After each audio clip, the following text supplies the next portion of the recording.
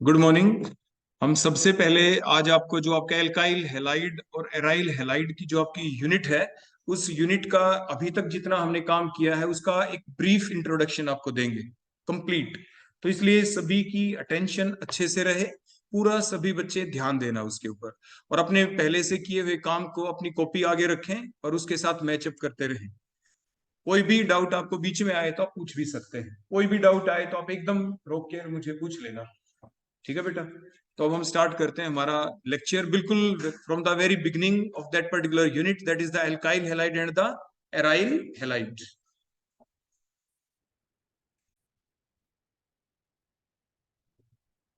तो जो हमारी यूनिट है, यूनिट का नाम क्या है हमारा? एल्काइल हैलाइड्स और द एराइल हैलाइड्स। हमने बिल्कुल स्टार्ट में डेफिनेशन देखी थी, दोनों के बीच में जो एक स्लाइट डिफरेंस है इनके नाम के बेसिस के ऊपर आप देखें, वो ये कि यहाँ पे तो आपके जो हेलोजन है, halides means halogen, halogen means fluoride, chloride, bromide और the iodide. Where that particular fluoride, chloride or the bromide are attached, which type of carbon is that? If that carbon is of alkyl group, then this is called as the alkyl halides. If that carbon is of benzene ring, if that of benzene ring, तो आप उसे aryl halides कह देते हैं। लेकिन कई बार आपके दिमाग के अंदर एक मिसकॉन्सेप्शन आ जाती है, देखो किस टाइप से, कि हमने ये बेंजीन रिंग ले लिया और बेंजीन रिंग लेके इसके आगे हमने CH2 ग्रुप लगा दिया और यहाँ पे हमने Cl ले लिया, तो ये जो कंपाउंड है क्योंकि इसमें बेंजीन रिंग आ गया तो it come in the category of the aromatic halides. तो ये एरोमेटिक कहलाते हैं कंपाउंड। क्या कहलाते हैं? एरोमेटिक। और अगर हम सिंपल ले लें, देखो इस टाइप से CH3 और ये हमने Cl लिख दिया, so that come in the category of, बोलो क्या कहलाते हैं आपके? Alkyl halides. तो एल्काइल हैलाइड्स कैसे कंपाउंड है? अगर हम इनकी स्टार्टिंग देखें यहाँ से, फॉर एग्जांपल हमने CH4 लिया, इसमें आपने एक H को हटा के क्या ऐड कर दिया था इसमें? Cl। So the compounds which are formed by the replacement of H of the alkane by the halogen atom called as the alkyl halides। अगर हम एराइल हैलाइड्स की बात करें, अगर हम यहाँ पे क्लोरोबेंजीन ले लें, देखो इस टाइप से, तो ये कैसे बना? ये कोई प्रिपरेशन का मेथड नहीं। कई बार स्टूडेंट क्या करते हैं कि देखो फॉर एग्जांपल H है, H को आपने रिप्लेस किया और Cl को क्या कर दिया? ऐड। ये कोई आपका मेथड ऑफ प्रिपरेशन नहीं है। कभी एग्जाम में आ जाए कि कन्वर्ट बेंजीन इनटू क्लोरोबेंजीन, तो आप ऐसे मत लिख के आ जाना कि -H प्लस में Cl। So that is only the definition. हम सिर्फ डिफाइन कर रहे हैं यहाँ पे एराइल हैलाइड को या एल्काइल हैलाइड को। मेथड ऑफ प्रिपरेशन तो आपके डिफरेंट होंगे कि which type of reagents are generally been used for the removal of the H and inclusion of the Cl takes place. तो वो रिएजेंट्स तो आपके अलग ही होंगे। क्लियर हो गया बेटा यहाँ तक? तो ये थी इसकी बेसिक डेफिनेशन कि how will you define the term alkyl halide और the aryl halide. So alkyl halide are those compound which are formed by the replacement of the H atom of the alkane by the halogen atom are called as the alkyl halides, and the compounds which are formed by replacement of the H atom directly from the benzene ring by the halogen atom called as the aryl halides। और aliphatic और aromatic की further जो classification होती है उसमें क्या कहेंगे? There is the benzene ring, if there is a benzene ring in the halide compound, this called as the aromatic. If benzene ring दिखे तो, अगर बेंजीन रिंग ना दिखे तो they come in the category of the aliphatic compounds. दूसरा आ जाता है कि जैसे ये कंपाउंड, इसमें एल्काइल ग्रुप भी है, एराइल भी है, तो इन्हें कहते हैं एर एल्काइल हैलाइड्स। एर का मतलब एराइल, एल का मतलब एल्काइल, हैलाइड तो उसे कहते हैं आप एर एल्काइल हैलाइड्स, क्योंकि इसमें दोनों ग्रुप आ गए, एलिफेटिक पार्ट भी आ गया और आपका एरोमेटिक पार्ट भी आ गया। तो इस टाइप से आप उस चीज को डिफाइन कर देते हैं। क्लियर हो गया बेटा यहाँ तक? इसके बाद नेक्स्ट पॉइंट देखो जो हम लेंगे यहाँ पे, इसको क्लियर कर दें। अब हम देखते हैं इसका बेसिक, जो आपके एराइल और जो एल्काइल हैलाइड हैं, अगर हम इनका बेसिक देखें, बेसिक मींस इनका नेचर कैसा है। अगर आपसे कोई ये पूछे सिंपल से सिंपल चीज, फॉर एग्जांपल मैंने यहाँ पे आपके लिख दिया CH3Cl, और इस CH3Cl और यहाँ पे मैंने लिख दिया ये बेंजीन रिंग लगा के यहाँ पे Cl। कोई आपसे पूछे ये बताएं कि इसका नेचर कैसा है, ये पोलर कंपाउंड है या नॉन पोलर, तो आप ये कहेंगे because there is the halogen atom, for example Cl here, it is attached with a carbon which is less electronegative than the Cl, so the Cl acquires slight negative charge and the carbon acquires slight positive charge, as there occurs the slight separation of the charge, So such type of compound where there occurs the separation of charge, all such type of compound called as the polar compounds. वो सारे क्या कहलाते हैं? Polar. और एक basic fact है जो आप सभी जानते हैं, सोलिबिलिटी को भी इसी से कनेक्ट किया जाता है कि आपके पोलर कंपाउंड कौन होते हैं. पोलर कंपाउंड आपके कौन होते हैं? बताओ कौन? जिनके अंदर सेपरेशन ऑफ चार्ज दिखाई दे. जिसके अंदर क्या दिखाई दे? Separation of charge. डिसोल्व किस में होंगे? तो बेसिक कॉन्सेप्ट है like dissolves like. Means polar dissolves in polar and non polar dissolves in non polar. Clear हो गया बेटा? आप में से किसी भी बच्चे को कोई भी डाउट हो तो आप मेरे से पूछ सकते हैं. बेटा है किसी बच्चे को कोई डाउट?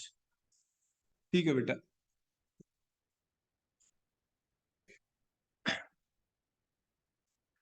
अब इसके बाद अब हम देखेंगे इनकी रिएक्शंस के बारे में. इसी टाइप से यहाँ पे भी slide positive charge, slide negative charge. अब हम क्या करेंगे कि रिएक्शन, नेचर ऑफ रिएक्शन. अब हम क्या देखने जाएंगे इसमें? रिएक्शन.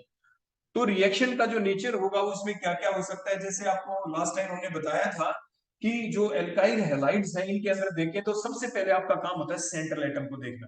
तो सेंट्रल एटम की पहचान क्या है बताओ? क्या बता रखा है मैंने आपको?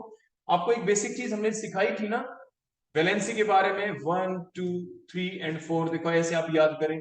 मतलब हाइड्रोजन की वैलेंसी 1 होती है, ऑक्सीजन की 2, नाइट्रोजन की 3 और कार्बन की बोलो कितनी? 4.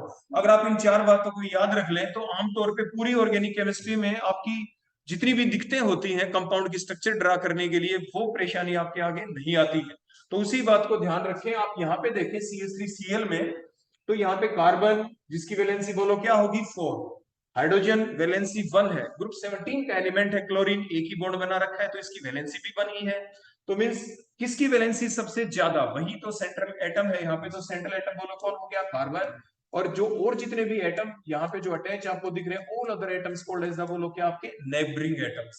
सारे के सारे नेबरिंग एटम्स कहलाते हैं. तो आपने क्या देखा कि सेंट्रल एटम के ऊपर slide positive charge, neighbouring atom जो Cl उसके ऊपर slide negative charge because Cl is more electronegative than the carbon one. फिर आपने पढ़ा था कि इसके ऊपर रिएक्शन कहां पे चले, क्योंकि इसके अंदर सेंट्रल एटम जो कार्बन है एक ही कार्बन है और कोई पॉसिबिलिटी है नहीं. अटैक जो होगा वो सेंट्रल एटम के ऊपर ही होगा. सेंट्रल एटम के ऊपर स्लाइड पॉजिटिव चार्ज है.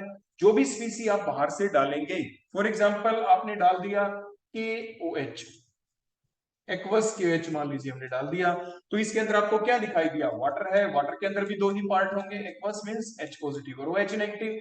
पॉजिटिव के ऊपर कौन करेगा अटैक? आपके दिमाग में बात आ रही होगी कि जो भी बाहर से अटैक करे स्पीसी वो इसके ऊपर क्यों नहीं करती? Cl के ऊपर अटैक. अटैक हमेशा सेंट्रल एटम के ऊपर ही होना होता है, हमेशा ही. किसी भी रिएक्शन को अगर फाइनल प्रोडक्ट तक पहुंचाना है तो आमतौर पे अगर पॉसिबिलिटी है, फर्स्ट पॉसिबिलिटी कि सेंट्रल एटम के ऊपर अटैक हो, if there is no such type of possibility for the attack on the central atom, only and only then the reaction takes place at the neighbouring atoms, otherwise not. इस चीज को आप जरूर ध्यान रखें, क्योंकि यहाँ पे पॉसिबिलिटी है कि सेंट्रल एटम के ऊपर अटैक आराम से हो सकता है, क्योंकि ये आपकी रिएक्टिव साइट है. आपने पढ़ा है कि जो एल्केन होते हैं, एल्केन के बारे में क्यों कहा जाता है, चाहे मीथेन हो इथेन हो, कि why such type of species are least reactive? Because they have no reactive site. What do you mean by the term reactive site? Reactive site are those site where there occurs something separation of charge, means where something presence of double bond or the triple bond or something functional group. तो यहाँ पे ये वो carbon atom है जिसके ऊपर कोई group attach है, दूसरा हिट्रो एटम प्रेजेंट है, जैसे Cl यहाँ पे प्रेजेंट है. तो इसीलिए सेपरेशन ऑफ चार्ज हो गया, सेंट्रल एटम के ऊपर होगा अटैक. तो सेंट्रल एटम के ऊपर अटैक कौन करेगा बोलो? यहाँ पे OH ही करेगा नेगेटिव, क्योंकि वैलेंसी मेंटेन करनी है. कार्बन के पहले से 4 ही बॉन्ड है, एक बॉन्ड को तोड़ना होगा तो टूटेगा बोलो कौन? वही जो इजीली टूट सकता है, वही जो इजीली रिमूव हो सकता है. तो वो कौन? जहां पे सेपरेशन ऑफ चार्ज हो चुका है. तो सेपरेशन ऑफ चार्ज यहाँ पे हुआ तो Cl नेगेटिव यहाँ से निकल गया, OH यहाँ पे लग जाएगा. और ये अटैक ऐसे नहीं होगा, ये तो वो बात हम दिखा रहे हैं आपको जो कि basic 9th 10th simple reaction दिखानी हो. एग्जैक्ट स्टीरियो केमिस्ट्री के बेसिस के ऊपर देखेंगे तो OH का जो अटैक होगा वो बोलो कहां से होगा? From the back side. Back side से अटैक दिखाएंगे. अटैक हो गया Cl के ऊपर, बोलो कौन लग गया यहाँ पे जाके? OH.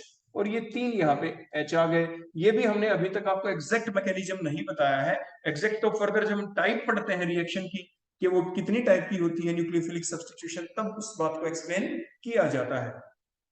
तो आपने क्या देखा? आपके Cl हटा तो बोलो कैसी रिएक्शन? अटैक किसने किया? बोलो कैसी reaction? Because the attacking species is the negative charge species which is called as the nucleophile. as there is a single bond between the central atom carbon and the neighboring atom Cl, so the substitution reaction, क्योंकि Cl हटा है और OH जाके लग गया, तो बोलो nature of reaction बोलो कैसा हो गया यहाँ पे, nucleophilic substitution reaction, nucleophilic substitution ये रिएक्शन हो गई। अब दूसरी रिएक्शन बताओ कैसी हो सकती है, बताओ बेटा शाबाश, कल बताया था मैंने। अगर हम दूसरा एग्जांपल ले लें, देखो इस टाइप से लिया था ना कल हमने एग्जांपल, फॉर एग्जांपल हमने क्लोरोइथेन ले लिया और यहाँ पे जो हमने अटैकिंग रिएजेंट लिया, कल मैंने आपको बताया था कि बड़ा ग्रुप ले लेते हैं जिसे क्या कहेंगे बोलो, tertiary butoxide, tertiary butoxide. Potassium ले लिया तो पोटाशियम टर्शरी ब्यूटॉक्साइड। तो ये अटैक कहां पे करे, यहाँ पे अटैक करेगा तो स्टेरिक हिंड्रेंस है, because it is a bulkier हुआ। तो अटैक कहां पे करे, जहां पे स्टेरिक हिंड्रेंस कम हो, तो वो कहां पे हो, वो पॉसिबिलिटी देखो कैसे बनाएंगे कि कार्बन जिसपे पॉजिटिव चार्ज, Cl जिसपे नेगेटिव चार्ज, Cl दोनों इलेक्ट्रॉन लेके नीचे चला जाएगा। तो इस कार्बन के 4 बॉन्ड थे पहले से, ध्यान रखें normal valency of carbon is 4, बार बार बताने की जरूरत नहीं है। तो कार्बन की वैलेंसी बोलो कितनी थी, 4। 1 बॉन्ड के क्लीवेज होने से वैलेंसी कितनी बच जाएगी, 3। तो जिसकी वजह से कार्बन अपनी नॉर्मल वैलेंसी बनाना चाहेगा, तो कैसे बनाए, यहाँ पे एक बॉन्ड और बनना होगा, देखो कार्बन कार्बन के बीच एक बॉन्ड और, बोलो कैसे बने, जब यहाँ से पीछे से कोई अपने इलेक्ट्रॉन दे दे, देखो ऐसे ऐसे, तभी तो नया बॉन्ड बना ना, वैलेंसी भी मेंटेन हमें करनी है। तो ये अपने इलेक्ट्रॉन क्यों देंगे, तभी देगा जब H को इलेक्ट्रॉन कहीं और से मिल जाए, कहीं और से कौन देगा, ये जो स्पीसीज हमने दी, तो ऐसी कोई भी स्पीसीज जो अपने इलेक्ट्रॉन H को दे दे, तो ऐसी सभी स्पीसीज को आप बेस कहते हैं, बोलो क्या कहते हैं, base. So here it acts as the base because that negatively charged species donate their electron pair to the H atom. Here in previous case the negatively charged species donate their electron pair to the any other atom, but that atom is not the hydrogen atom. कोई भी negatively charge स्पीसी अपने electron अगर H को छोड़ के किसी को भी दे दे तो उस वक्त वो कहलाती है न्यूक्लियोफाइल। अगर कोई स्पीसी अपने इलेक्ट्रॉन H को दे दे तो उस वक्त वो नेगेटिव चार्ज स्पीसी कहलाती है बेस। तो इसीलिए यहाँ पे क्या है, और ये जो प्रोडक्ट आपका बना, देखो CH2 SH हमने लिख दिया, ये CH2 SH लिख दिया, कार्बन और H के बीच के जो दोनों इलेक्ट्रॉन थे वो हमने यहाँ पे शो कर दिए, नया बॉन्ड बन गया, means new bond formation takes place. लेकिन नया बॉन्ड कहाँ पे बना है, दो एटम के बीच, means multiple bond formation takes place. तो एलिमिनेशन जो रिएक्शन हमने देखी, एलिमिनेशन कौन होती है, means the two atom are lost, two atom और the group of atom are lost, दो एटम लॉस्ट हो गए, बोलो कौन कौन, एक तो Cl लॉस्ट हो गया, देखो यहाँ से, एक H लॉस्ट हो गया ना, दो atom lost. If the two atom or the two group of atom are lost, such type of reaction called as the elimination reaction, अपने elimination reaction कहते हैं। और elimination reaction के दौरान साथ के साथ क्या होता है, उन रिएक्शन के दौरान साथ के साथ एक मल्टीपल बॉन्ड भी बनता है, बोलो क्या बनता है उसके दौरान, मल्टीपल बॉन्ड, इस चीज का भी ध्यान रखें। तो दो कंडीशन आपकी एलिमिनेशन रिएक्शन की, एलिमिनेशन रिएक्शन के दौरान द टू एटम और the group of atom get lost, simultaneously the formation of multiple bond formation takes place, साथ के साथ मल्टीपल बॉन्ड भी बन जाएगा, दो कंडीशन। यहां पे क्या कंडीशन थी बोलो, सब्स्टिट्यूशन रिएक्शन चलाने के लिए अटैक सेंट्रल एटम के ऊपर होना जरूरी है, एलिमिनेशन के लिए सेंट्रल एटम पे अटैक नहीं होगा, नेबरिंग एटम पे होगा, H को इलेक्ट्रॉन दिए जाएंगे तब एलिमिनेशन चलेगी, सेंट्रल एटम के ऊपर अटैक होगा तो सब्स्टिट्यूशन रिएक्शन चलेगी। तो ये न्यूक्लियोफिलिक सब्स्टिट्यूशन रिएक्शन हो गई इधर, और जो इस साइड में हमने देखी आपकी एलिमिनेशन रिएक्शन हो गई, और दोनों रिएक्शन किसके अंदर चली, आपकी एल्काइल हैलाइड्स के अंदर। क्लियर हो गया बेटा यहां तक। अब इनके ऊपर बेसिक क्वेश्चन क्या पूछे जा सकते हैं, देखो इसी के ऊपर, देखो वो हम आपको बताएंगे, इनके मैकेनिज्म है वो बाद में डिस्कस किए जाएंगे। क्लियर कर दे बेटा यहां तक। अब देखो बड़े ध्यान से देखना, अगर हमने यहां पे ले लिया एक कार्बन, उसके ऊपर लगा हुआ है Cl, और आगे भी हमने क्या किया, इधर देखो ये 3 बॉन्ड्स दिखाए, यहाँ पे हमने ले लिया देखो CH2, और यहाँ पे देखो ये कार्बन के ऊपर हमने लगा दिया H, देखो कार्बन के ऊपर बोलो हमने क्या लगा दिया, H। कौन है, ये वही है, देखो यहाँ पे भी H लिख दें, यहाँ पे भी H लिख दें, मीन्स दो कार्बन है तो इथ हो गया, Cl है तो क्लोरो हो गया, क्लोरोइथेन। फर्दर अगर हम उसी टाइप से Cl लेके ये कार्बन से अटैच, एक आपका उसी टाइप से देखो ग्रुप CH3 ग्रुप को हम ओपन फॉर्म में लिख रहे हैं, एक और CH3 आपने लगा दिया और ये H लगा दिया, तो what type of halides are these? The compound in which the carbon atom containing Cl is attached with one alkyl group, primary alkyl halides. If the carbon atom containing halogen attached with two alkyl groups, secondary alkyl halide. Similarly अगर हम carbon लें, carbon ये Cl, और यहाँ पे देखो वो चीज तो हम कॉमन रखेंगे क्योंकि रिएक्शन हमें एलिमिनेशन एक्सप्लेन करनी है, तो यहाँ पे भी CH3, ये भी हमने CH3 लिया। अब हम इसमें रिएक्शन करेंगे, बोलो कौन से वाली, एलिमिनेशन रिएक्शन। जैसे हमने आपको बताया था, एलिमिनेशन रिएक्शन चलाने के लिए हमारे पास बल्की ग्रुप होना चाहिए, जो अटैकिंग स्पीसी है, अटैकिंग जो आपकी नेचुरली चार्ज स्पीसी हो, बल्कियर साइज हो। आमतौर पे आपने लिखा हुआ देखा होगा, हमें कुछ ऐसा लिख देते हैं कि एल्कोहलिक क्यूएच, क्या लिख देते हैं, एल्कोहलिक के अंदर, क्योंकि क्या आ जाता है, आमतौर पे जो अल्कोहल लेते हैं वो इथेनॉल भी ले सकते हैं, देखो इस टाइप से ले लिया ना एल्कोहलिक क्यूएच, ये हमने ले लिया। या जैसे मैंने बताया था पोटेशियम टर्शरी ब्यूटॉक्साइड, वो भी तो एक अल्कोहलिक ग्रुप ही हो जाता है, वो इससे भी बल्कियर हो सकता है, रिएक्शन और इजीली चलेगी एलिमिनेशन रिएक्शन। एलिमिनेशन रिएक्शन को मोर फेवरेबल बनाने के लिए तो ये पार्ट है, देखो जो मैंने C2H5 ले लिया, इस पार्ट को जितना बल्कियर करते चले जाएंगे, more will be the chances of the occurrence of the, बोलो क्या, elimination reaction as compare to the simple nucleophilic substitution reaction. अब हमें कंपैरिजन करना है, because that is the primary alkyl halide, here is the secondary alkyl halide, और ये आपके पास बेटा कौन है, टर्शरी अल्काइल हैलाइड। अब हमारा क्वेश्चन क्या है कि अल्कोहलिक KH तीनों में डाल दिया, एलिमिनेशन रिएक्शन तीनों में चलेगी, लेकिन हमें ये बताना है कि what will be the rate of elimination reaction among these three alkyl halide, किसमें इजीली चलेगी, प्राइमरी अल्काइल हैलाइड में, सेकेंडरी अल्काइल हैलाइड में, या टर्शरी अल्काइल हैलाइड में, किसमें इजीली चलेगी। ये देखने के लिए हमें एक रूल को भी यूज करना पड़ सकता है। वो रूल देखो होगा क्या, किस टाइप से करेंगे, बेसिक फंडा वही, अटैक बिल्कुल उसी टाइप से कि जो ये नेबरिंग एटम है, देखो ये जो नेबरिंग एटम है, इसको जो नेगेटिव पार्ट है इलेक्ट्रॉन यहाँ पे देगा, इस H को, दोनों इलेक्ट्रॉन देखो यहाँ पे, ये डबल बॉन्ड और Cl दोनों इलेक्ट्रॉन लेके चला गया। बड़े ध्यान से देखना, ये कार्बन देखो Cl वाला कार्बन, ये कार्बन HH, और इस कार्बन के ऊपर बेटा कौन लगे हुए हैं, 2H। ये जो इधर ये सिंगल बॉन्ड देखो, ये वाला सिंगल, वो ये C और H के बीच के दोनों इलेक्ट्रॉन्स देखो इधर आ गए, ये नया बॉन्ड बन गया, और उधर बेटा कौन लगा हुआ है, वहां पे CH2 था, मतलब C के ऊपर कौन लगे हुए हैं, 2H। क्लियर हो गया इतना। सिमिलरली डायरेक्ट देखो सेम रिएजेंट डालेंगे, सेम एरो दिखाएंगे आप अटैक करते हुए, प्रोडक्ट क्या बनेगा उसी टाइप से, देखो Cl दोनों इलेक्ट्रॉन ऐसे लेके जाएगा, इस बॉन्ड के दोनों इलेक्ट्रॉन यहाँ पे, और जो ये रिएजेंट होगा हमारे पास उसी टाइप से, देखो ये एल्कोहलिक H जो हम लेंगे, अटैक इस कार्बन, इस H के ऊपर होगा, तो बोलो किस टाइप से हम शो करें, देखो कार्बन है सच, इस कार्बन के ऊपर कौन लगा हुआ, बोलो एक तो H, और दूसरा कौन है यहाँ पे, CH3, जबकि ऊपर दोनों कौन थे, H, आगे उसी टाइप से डबल बॉन्ड बन जाएगा, और वहां पे CH2 है, तो दो कौन है यहाँ पे, H, ये नेक्स्ट टाइप की एल्कीन बन गई, फाइनल जो प्रोडक्ट बना। फर्दर अगर हम देखेंगे उसी टाइप से, यहाँ पे जब हमारी रिएक्शन चलेगी टर्शरी अल्काइल हैलाइड के अंदर भी, अल्कोहलिक एच जब आपने डाला, इलेक्ट्रॉन नेबरिंग एटम H को दिए, दोनों इलेक्ट्रॉन इधर शिफ्ट, दोनों इलेक्ट्रॉन ये Cl ले जाएगा, क्योंकि कार्बन के ऊपर स्लाइड पॉजिटिव चार्ज, Cl के ऊपर स्लाइड नेगेटिव चार्ज, उसी टाइप से। तो होगा क्या, ये C डबल बॉन्ड C, अगर हम डायरेक्ट लिखना चाहें, यहाँ पे देखो इसी टाइप से लिख दिया हमने, तो बोलो मैंने ठीक लिखा है गलत, हाँ कार्बन के ऊपर 2CH3 है देखो यहाँ पे, तो यहाँ पे भी बेटा हम क्या लिखेंगे, ये CH3, यहाँ पे ये CH2 था, तो दोनों ही हो गए, तीन आपके प्रोडक्ट बन गए, 1 2 एंड 3। तो अब देखो कोई भी रिएक्शन फॉरवर्ड डायरेक्शन में कब चलती है, मतलब प्राइमरी एल्काइल हैलाइड इस नंबर 1 एल्कीन में क्यों बदले, सेकेंडरी एल्काइल हैलाइड इसमें क्यों बदले, टर्शरी वाला इसमें क्यों बदले, या रेट क्या होगा, रेट तभी होगा आगे बनने वाला प्रोडक्ट ज्यादा स्टेबल दिखाई दे, क्योंकि यहाँ पे जाके स्टेबिलिटी बढ़ गई तो रिएक्शन आगे चल जाएगी। इफ दैट पर्टिकुलर प्रोडक्ट दस formed is unstable, reaction backward direction में चली जाएगी, प्रोडक्ट बनेगा ही नहीं। तो मींस रिएक्शन का फॉरवर्ड डायरेक्शन में चलना किस बात पे डिपेंड करता है, वो डिपेंड करता है extent of stability of the product formed, जो प्रोडक्ट आगे बना है उसकी स्टेबिलिटी के ऊपर डिपेंड करता है। क्लियर हो गया बेटा।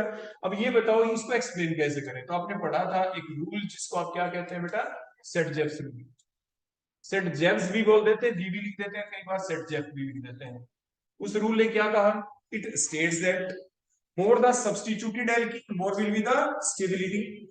ये जो एल्कीन है, देखो एल्कीन मींस वो कार्बन जिनके बीच में डबल बॉन्ड है, देखो वो पोर्शन तो इन सभी के अंदर देखो एक कॉमन हो गया, ध्यान से देखो, ठीक हो गया बेटा। अब अगला पॉइंट हमने क्या लिखा, it states that more the substituted alkene more the substituted alkene more will be the stability, more the substituted alkene more will be the stability।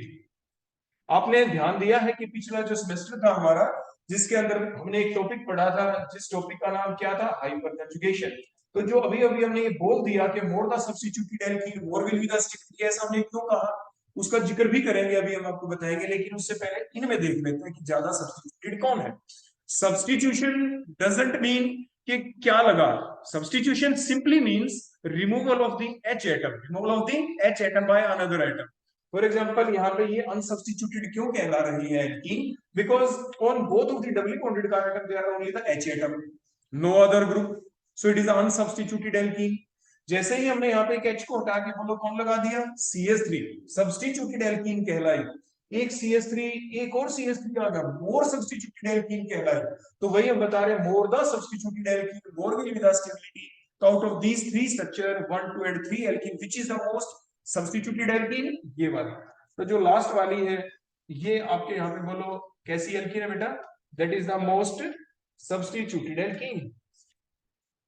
और ऊपर वाली बोलो कैसी है बेटा, दैट इज द अनसब्स्टिट्यूटेड एल्कीन। और जनरली कई बार हम ऐसा लिख देते हैं लेस सब्स्टिट्यूटेड, तो अक्सर एग्जाम में उसको गलत नहीं माना जाएगा, क्योंकि ट्रेंड होता है कि भाई उसको लेस लिख दो, जबकि वो वास्तविकता में देखा जाए तो ये कैसी है, वैसे तो ये अनसब्स्टिट्यूटेड एल्कीन है। ठीक हो गया बेटा। तो ऑन दैट बेसिस हम क्या कहेंगे, जो हम नीचे हमें लिखना पड़े, what is the stability order, what is the stability order among the alkene? The stability order among the alkene is 3, is more stable than 2, is more stable than कौन बेटा 1। अब which is the more reactive, reactivity order क्या होगा among these different alkyl halide? The reactivity order among these different alkyl halide will be, बोलो कौन, tertiary alkyl halide is more stable, more reactive than secondary alkyl halide is more reactive than primary alkyl halide।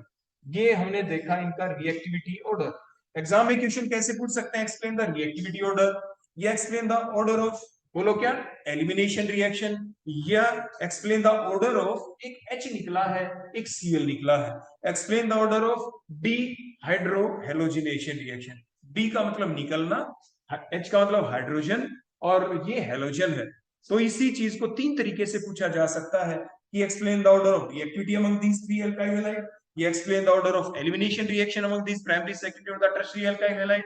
ये आपसे क्या पूछ सकते हैं, explain the order of dehydrohalogenation among the primary secondary और the tertiary alkyl halide. कोई doubt है बेटा किसी बच्चे को? हाँ जी बेटा। इसका रिएक्टिविटी ऑर्डर नहीं है, मैंने इसीलिए आपको कहा था, इसलिए बेटा नीचे मैंने बातें लिखी हैं। हम रिएक्टिविटी ऑर्डर किसका बता रहे हैं, एल्काइल हैलाइड का। स्टेबिलिटी ऑर्डर किसका लिखा है, एल्कीन का। मैंने अभी आपको क्या बताया, देखो मैं फिर से आपको बता दूं, किसी बच्चे को कोई डाउट रह गया हो तो क्वेश्चन हमारा क्या है, फिर ध्यान से सुन ले।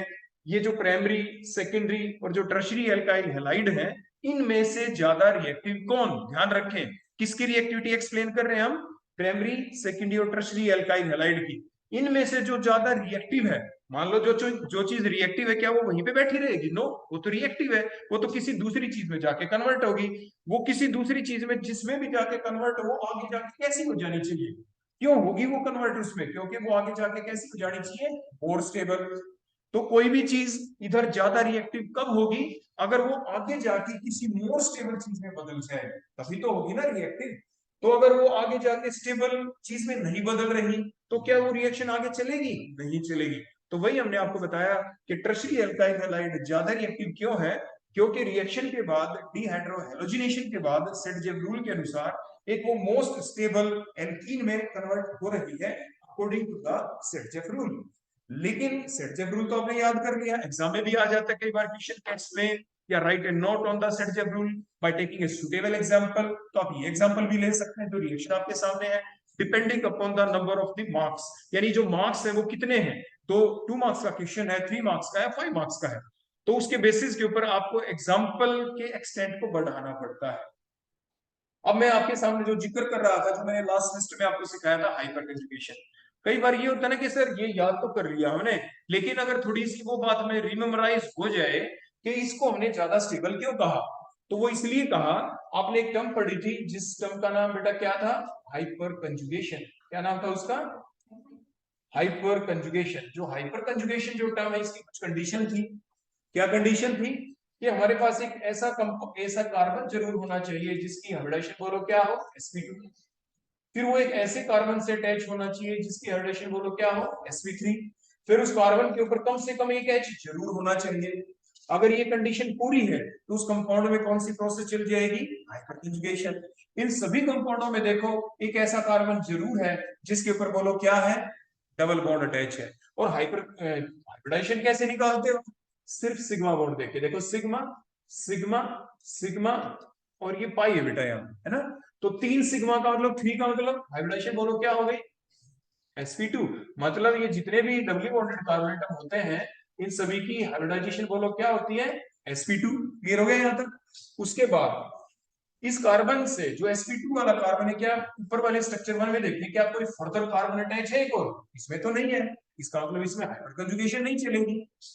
इसमें देखो आगे वो कार्बन जो आगे एक और कार्बन से अटैच है, और ये कार्बन इसकी हाइड्रोजन बोलो कितनी है, sp3। क्यों, क्योंकि इसका एक सिग्मा बॉन्ड ये रहा और 3 H जो है वो सिंगल बॉन्ड से ही तो अटैच है। तो 3 सिंगल बॉन्ड का मतलब 3 और सिग्मा, 1 और 3 4, 4 का मतलब sp3। इसमें sp3 कितने हो गए, ये भी sp3 कार्बन, ये भी sp3 कार्बन। क्लियर हो गया इतना। तो हाइपरकंजुगेटेड स्ट्रक्चर कितनी ज्यादा बनेंगी, more the number of hyperconjugated structure more than the stability. क्योंकि मान लो मैं यहाँ पे खड़ा हूं, मेरे अंदर कुछ एनर्जी है, मैं एक ही जगह खड़े होकर पढ़ा रहा हूं, अगर मैं भाग के पढ़ा हूं तो क्या होगा, मेरा डिस्पर्सल होगा, मेरी मूवमेंट होगी, मैं इधर से उधर जा रहा हूं, more energy will be released, मेरी एनर्जी ज्यादा बाहर निकलेगी। मेरी खुद की एनर्जी क्या हो जाएगी, कम, एनर्जी कम तो स्टेबिलिटी ज्यादा। मतलब सिमिलरली यहाँ पे कि मोर the number of hyper conjugated structure, तो उससे क्या होगा, more energy will be released outside, खुद की एनर्जी क्या होगी, कम, और खुद की एनर्जी कम तो खुद की स्टेबिलिटी क्या होगी, ज्यादा। क्लियर हो गया। तो अब हमें ये देखना है किसमें हाइपर कंजुगेटेड स्ट्रक्चर ज्यादा। इसमें 3 H है तो इसमें 3 हाइपर कंजुगेटेड स्ट्रक्चर बनेंगी। इसमें sp2 से इधर इधर दो कार्बन अटैच, दोनों sp3 के ऊपर 3 H यहाँ 3 H यहाँ 6 H है तो 6 हाइपर कंजुगेटेड स्ट्रक्चर बनेंगी। तो ज्यादा हाइपर कंजुगेटेड स्ट्रक्चर किसमें बनी, यहाँ पे स्ट्रक्चर नंबर 3 में। उसी के बेसिस के ऊपर सेटजेफ ने कहा था कि मोर the substituted alkene more will be the stability. Clear हो गया यहाँ तक। एक चीज वैसे आपको बता देते हैं, जब कभी आप अगले सेमेस्टर में आगे जाएंगे तो वहां पे आपके एक चैप्टर आएगा एल्कोहल्स। जो चीज आपने यहाँ पे सीख ली ना, आपको हर चीज की एप्लीकेशन पार्ट आना चाहिए। एप्लीकेशन मींस उसको इस तरीके से सीख ले कि आगे हायर क्लासेस के अंदर कभी भी या अगले टॉपिक के अंदर किसी और चैप्टर में अगर उसी टाइप का क्वेश्चन आ जाए तो आपको पहले से ये मैसेज होना चाहिए, सर ये तो आता है हमें। जैसे फॉर एग्जाम्पल अगर मैं ये जितने भी सीएल दिख रहे हैं आपको, अगर मैं इन सभी सीएल को हटा के हर जगह OH लगा दूं, देखो मैं क्या लगा दूं बेटा हर जगह पे OH। देखो ये जितने भी सीएल हैं, देखो मैंने सीएल यहां से हटाया और बेटा मैंने क्या लगा दिया हर जगह पे OH, और मैं यहाँ पे OH लगा देता हूँ, देखो OH मैंने लिख दिया यहाँ पे OH, देखो ऐसे। तो ये बन कौन गए, primary alcohol, secondary alcohol, tertiary alcohol. Reagent को बदल देते हैं, जो रिएजेंट हमने यहाँ पे ले रखा था हम मीडियम एसिडिक कर देंगे, मतलब कंसंट्रेटेड H2SO4 हम डाल देंगे क्योंकि मीडियम हमें एसिडिक करना पड़ेगा। डिहाइड्रेशन रिएक्शन करेंगे, करेंगे वही एलिमिनेशन रिएक्शन, क्या करेंगे उसी टाइप से एलिमिनेशन रिएक्शन ही चलेगी हमारी, लेकिन रिएजेंट बदल गया क्योंकि रिएक्टेंट बदल गया। रिएक्टेंट के बदलते ही साथ बेटा क्या बदल जाता है हमेशा ही, बताओ क्या बदल जाएगा, रिएजेंट बदल जाएगा। तो जो हम रिएजेंट लेंगे बोलो कैसा मीडियम लेंगे हम यहाँ पे एसिडिक, जैसे H2SO4 ले लेंगे आप, टेम्परेचर 443 केल्विन हमने ले लिया, 443 केल्विन। एलिमिनेशन रिएक्शन होगी कैसे होगी, उसी टाइप से इस कार्बन के ऊपर से उसी टाइप से H लॉस होगा, यहां से बोलो क्या होगा उसी टाइप से OH। अब लेकिन अब की बार वाटर लॉस, पिछली बार क्या हुआ था उसको क्या बोल रहे थे आप, डी हाइड्रो हेलोजिनेशन क्योंकि Cl था। अब क्या बोलेंगे वाटर लॉस को डी हाइड्रेशन। अब पेपर में अगर क्वेश्चन आ जाए explain the order of elimination reaction among primary secondary and the tertiary alcohol, तो सिर्फ आपने क्या बदला, रिएजेंट एसिडिक मीडियम कर दिया, मैकेनिज्म इसका अलग हो जाएगा वो अभी हम आपको यहाँ पे नहीं बता रहे, प्रोडक्ट सेम बनेगा वही एल्कीन। तो अब ये बताना है कि out of the primary secondary और tertiary alcohol in out of these in which of the following case the order of elimination reaction order will be fast, किसमें फास्टेस्ट रिएक्शन चली, किसमें डिहाइड्रेशन फास्ट होगी, किसमें वाटर लॉस इजीली होगा। उसी type से tertiary alcohol के अंदर से जब वाटर लॉस होगा, यहाँ पे देखो वाटर लॉस तो हर केस में होगा तो वही एल्कीन बनी, यहाँ पे कोई चीज नहीं आया, एक्सप्लेनेशन उसी टाइप से सेंचर रूल के बेसिस के ऊपर ही। आगे बात समझ में। तो जब भी आप एक चीज को याद करते हैं तो उसको अप्लाई जरूर किया करें दूसरे टॉपिक्स के ऊपर। हमारे काफी चैप्टर ऑर्गेनिक केमिस्ट्री के अंदर इंटरकनेक्टेड होते हैं। एक चीज को याद करने से काफी सारी ढेर सारी चीजें अपने आप ही याद हो जाती है। ध्यान क्या रखना है कि आप उसको अप्लाई करें। और मेन दिक्कत कई बार क्या हो जाती है अप्लाई करने की, मान लो हम टीचर ही आपको बता दें कि बेटा ऐसे आने वाला है उस चैप्टर में, तो जब आप नोट्स लिखेंगे तो आप पहले ही लिख देंगे अपने नोट्स के अंदर कहीं पे पेंसिल से कहीं और कि in alcohol chapter we will replace the Cl by OH, then the answer will remain the same, ऐसी कुछ हिंट्स ही लिख दो अपने वही नोट्सों के अंदर। फिर कभी आपके लिए वो यूजफुल हो जाती है चीजें, क्योंकि जब आप दोबारा रिवाइज करेंगे अपने नोट्स को 2 बार 3 बार 4 बार, तो क्या होगा उसमें वही ऊपर लिखी हुई बात आपके दिमाग में फिर स्ट्राइक करेगी। और फिर जब आप अगले सेमेस्टर में अगले उस चैप्टर के अंदर गए, क्योंकि उस बात को आपने कई बार पढ़ा, वहां पे जाते ही साथ क्या हुआ एकदम याद होगी आपको, चीजें पहले से याद हुई मिलेगी, ये तो हमें आता ही है, ये क्वेश्चन तो वही है, ये तो हम पहले ही सीख चुके हैं। तो आपका जो बर्डन होता है याद करने का, आप स्टेप बाय स्टेप धीरे धीरे उसको अपने आप ही कम कर सकते हैं। आगे बेटा बात समझ में यहाँ तक? तो ये था हमारा वो पार्ट जिसमें हमने क्या सीखा कि जो एलिमिनेशन रिएक्शन है किसमें फास्ट होती है। अब एक चीज और हम आपको बताएंगे यहाँ पे साथ के साथ, हमने एक दूसरी रिएक्शन आपको बताई थी बेटा, न्यूक्लियोफिलिक सब्स्टिट्यूशन रिएक्शन। बोलो कौन सी? Nucleophilic substitution reaction. आपको ध्यान है कि जो न्यूक्लियोफिलिक सब्स्टिट्यूशन रिएक्शन की अगर हम टाइप देखें तो दो बन जाती है, एक SN1 और एक SN2। क्योंकि जो अभी अभी हमने ऑर्डर देखा ना, इसलिए इसको बताना जरूरी है यहीं पे साथ ही साथ एलिमिनेशन रिएक्शन के साथ, कि जैसे आपने ऑर्डर देख लिया कि primary secondary tertiary alkyl halide में क्या ऑर्डर है, लेकिन किसकी तरफ था वो order? Towards the nucleophilic substitution था, या अभी हमने क्या पढ़ा था? टुवर्ड्स द एलिमिनेशन रिएक्शन देखा था हमने कि प्राइमरी सेकेंडरी और टर्शियरी अल्काइल हैलाइड में अगर एलिमिनेशन रिएक्शन चलती है तो उसका ऑर्डर क्या होगा। अभी आपने देखा कि tertiary alkyl halide are more reactive than secondary, then बोलो क्या? Primary one. देखा था ना अभी अभी हमने ऐसा। अभी वही सेम ऑर्डर हम देखने वाले हैं जो हमारी न्यूक्लियोफिलिक सब्स्टिट्यूशन रिएक्शन है उनके अंदर, लेकिन उनकी भी फर्दर टाइप हो जाती है, एक SN1 और एक SN2। जैसे कि हमने कल आपको बताया था कि SN1 में वन का मतलब क्या है? यूनिमोलिकुलर, एन का मतलब न्यूक्लियोफिलिक, एस का मतलब सब्स्टिट्यूशन। तो अब हम क्या करेंगे, इसकी तो ये तो फुल फॉर्म बन गई। तो एक कार्बन लिया, कार्बन के ऊपर उसी टाइप से बेटा हमने क्या लगा दिया? Cl, इधर भी C लिया, सेंट्रल एटम, उसके ऊपर आपने Cl लगा दिया। अब बड़े ध्यान से देखें, जो हमने कल बताया था आपको वो चीजें याद रहनी चाहिए। वो चीजें बताओ क्या थी?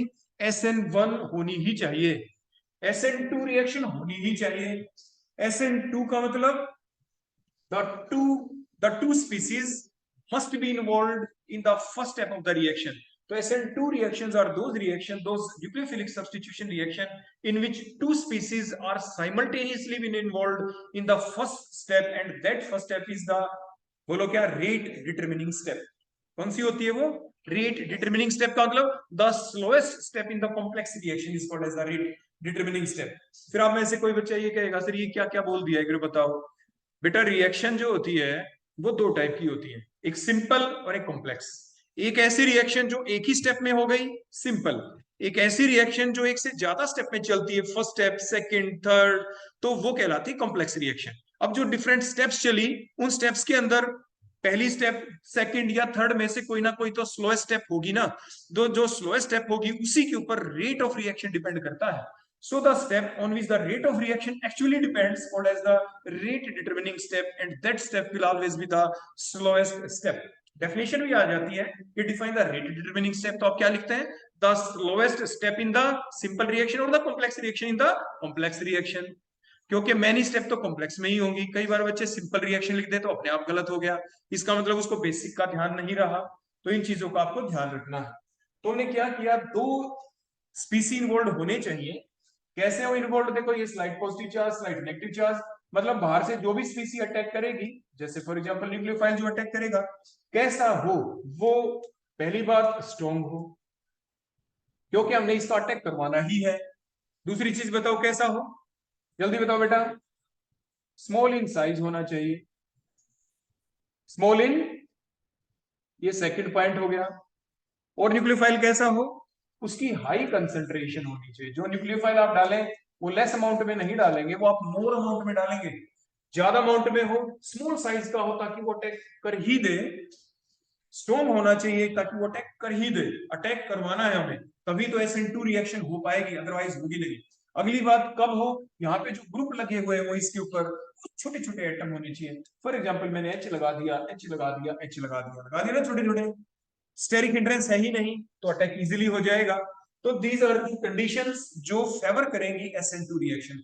इसके ऑपोजिट चले, यहाँ पे हमें दूसरी स्पीसी का अटैक नहीं होने देना, SN1 एक ही इन्वॉल्व हो, और ये तो मेन रिएक्टेंट है अल्काइल हैलाइड, ये तो होना ही चाहिए। मतलब रिएजेंट जो हम बाहर से डालेंगे, जैसे हमने ये डाला, इसका अटैक नहीं होना चाहिए।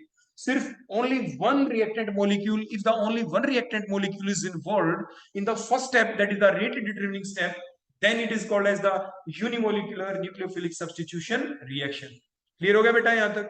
अब अटैक कब ना हो, देखो न्यूक्लियोफाइल तो हमने ले लिया, वो तब नहीं होगा, इससे रिवर्स वाली बातें लिख दो। बोलो न्यूक्लियोफाइल कैसा हो, वो वीक होना चाहिए। कैसा होना चाहिए वो? वीक, बिल्कुल ठीक है। स्मॉल है तो लार्ज होना चाहिए, उसका लार्ज साइज होना चाहिए। उसके बाद हाई कंसंट्रेशन लिखी है तो हम क्या लिखेंगे यहाँ पे, उसकी लो कंसंट्रेशन होनी चाहिए, ताकि ये इसके ऊपर अटैक कर ही ना पाए, अटैक नहीं होना चाहिए। अब उस अटैक को फर्दर रोकने के लिए क्या करें, फर्दर रोकने के लिए यहाँ पे एक आर ग्रुप लगा दो, एक आर डैश लगा दो, एक आर डबल डैश लगा दो, बल्कि ग्रुप हमने लगा दी, ताकि स्टेरिक हिंड्रेंस बनी रहेगी, अटैक होगा ही नहीं। नहीं होगा तो होगा क्या, Cl पहली स्टेप में दोनों इलेक्ट्रॉन लेके चला गया, Cl नेगेटिव, ये कार्बन, कार्बन के ऊपर बेटा कैसा चार्ज आएगा, पॉजिटिव चार्ज, मींस कार्बोकेटाइन बनेगा एज ए इंटरमीडिएट। एक जगह R लिख देंगे, एक जगह R डैश लिख देंगे, और एक जगह R डबल डैश। तो अभी आपने क्या सीखा, ये जो एल्काइल हैलाइड हमने लिया, बोलो ये कैसा था बेटा, यहाँ पे प्राइमरी एल्काइल हैलाइड। यहाँ पे जो एल्काइल हैलाइड हमने लिया वो बोलो कैसा है, टर्शियरी एल्काइल हैलाइड।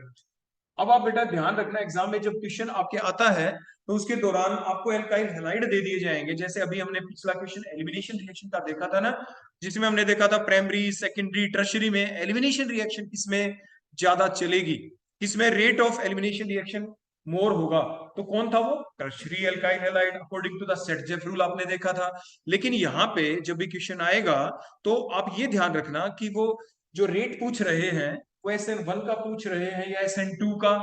तो जब भी आपको दिए जाएंगे तीन alkyl halide, primary, secondary, tertiary, तीनों को आप लिख दें। सबसे पहला काम है to identify the nature of the alkyl halide out of these three given या many given alkyl halide, which one are the primary और द सेकेंडरी और द टर्शियरी एल्काइल हैलाइड। तो सबसे पहला काम है उसकी आइडेंटिफिकेशन ही करना, वो आप सबसे पहले लिखेंगे उसके नीचे। वो लिखने के बाद फिर हम इस पॉइंट के ऊपर आ जाते हैं, भाई SN1 का ऑर्डर बताएं। तो जो जिसके नीचे आपने प्राइमरी लिखा था सीधा आंसर लिख देंगे कि primary is more reactive than secondary, is more reactive then tertiary towards, बोलो कौन, SN1 रिएक्शन। इधर देखेंगे तो किसमें इजीली चलेगी SN2, प्राइमरी के अंदर, तो क्या लिखेंगे, SN2 किसमें स्ट्रॉन्गर चलेगी, primary is greater than secondary is greater than tertiary. Order तो लिखना है। फिर आप कहेंगे सर ये ऐसा क्यों लिखा, अभी तो आपने बताया प्राइमरी अल्काइल हैलाइड में ही चलेगी, उसमें चलेगी नहीं, तो ऐसे ही ना कह दो उसमें चलेगी उसका नहीं।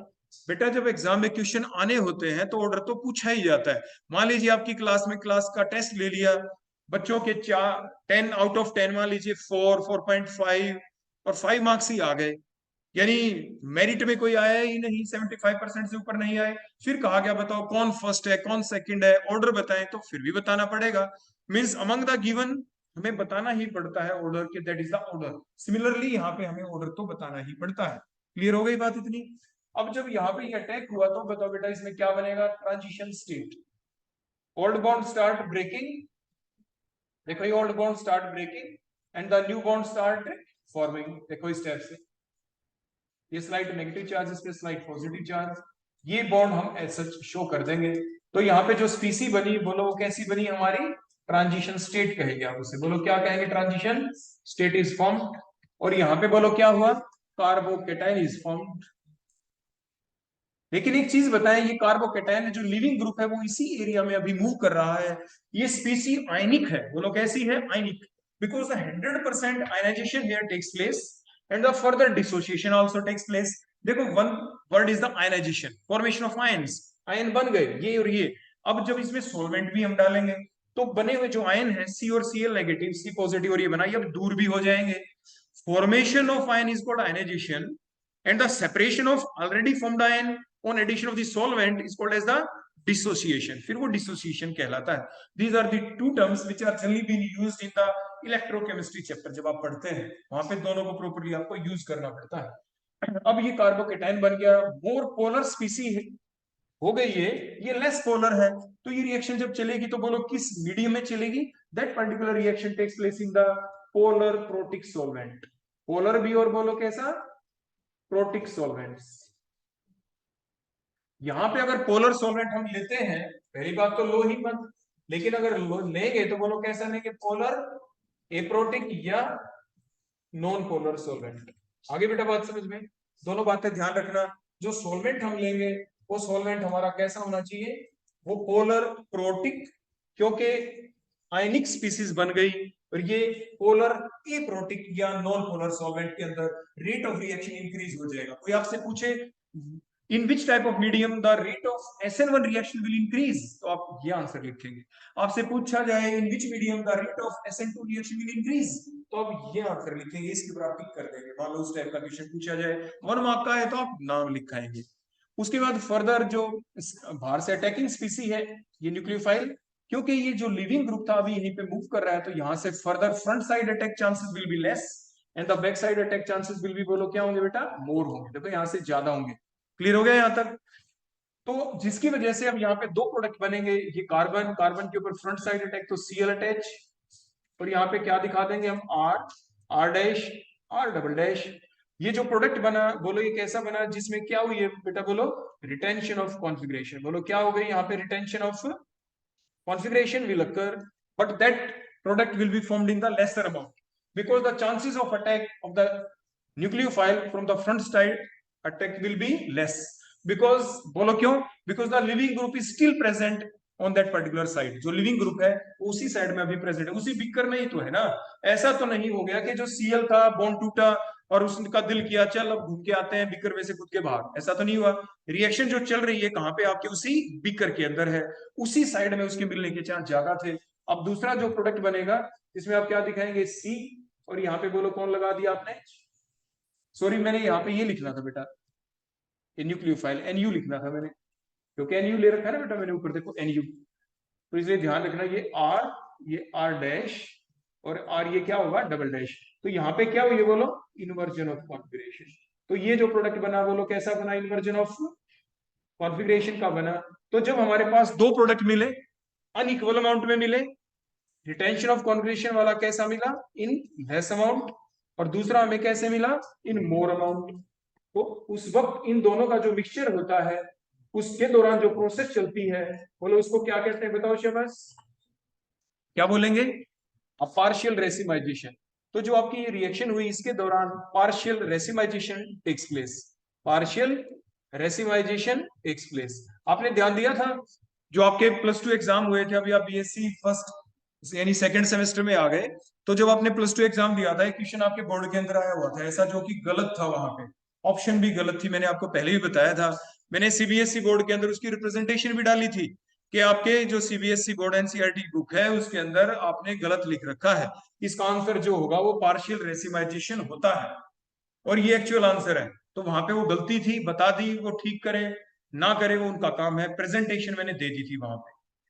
उसके बाद अब इधर देखेंगे तो हमारा जो प्रोडक्ट बनेगा वो लोग कैसा बनेगा? ये कार्बन, बैक साइड अटैक, तो इधर न्यूक्लियोफाइल लगाएंगे, और इधर बेटा कौन थे? ये H। मतलब प्रोडक्ट कैसा बना with inversion 100% inversion of configuration. Product कैसा बना? With 100% inversion of configuration. वहां पे क्या हुआ?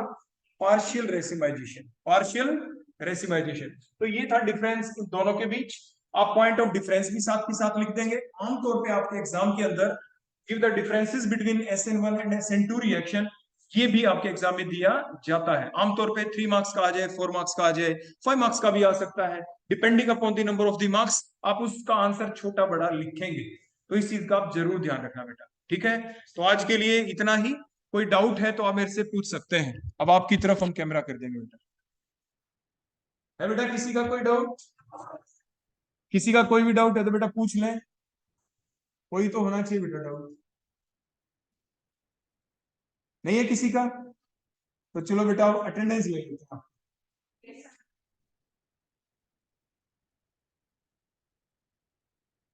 ओके बेटा, थैंक यू।